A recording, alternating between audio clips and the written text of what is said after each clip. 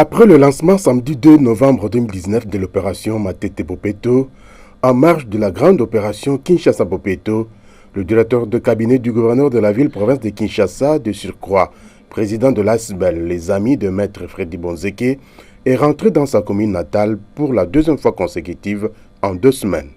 Objectif, mettre en œuvre la vision du gouverneur de Kinshasa, Gentini Ngobila, à savoir rendre Kinshasa plus propre qu'avant. Pour cela, les tractopelles, les bennes et autres engins ont été mis à contribution pour assainir Matete.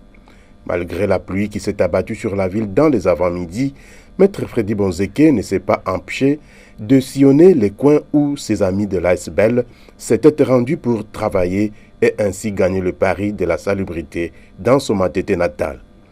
Si le samedi 2 novembre 2019, le directeur de cabinet du gouverneur a placé des petites poubelles, il en a fait davantage samedi 9 novembre en posant d'autres poubelles devant la maison communale et certains bureaux de la police de Matete, poubelles de nature différente par rapport au type de déchets à y jeter.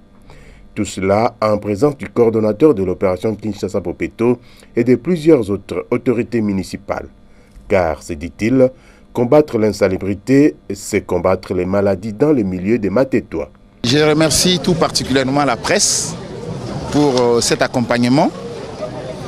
Je pense que cet accompagnement, c'est aussi une pédagogie pour les autres communes. Les jours où les notables des autres communes prendront la chose à bras-le-corps, on va quand même percevoir les changements tant souhaités.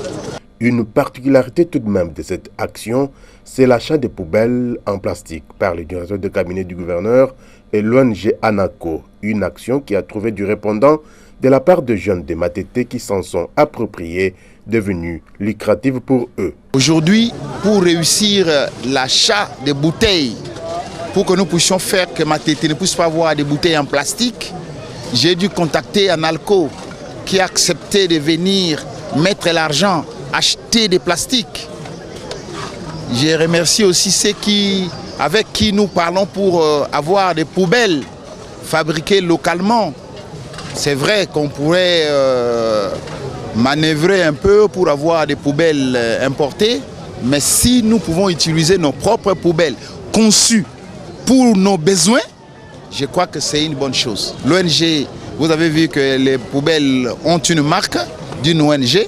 Je crois que nous allons poursuivre les entretiens avec cette ONG pour permettre que déjà les déchets puissent être des déchets recyclables.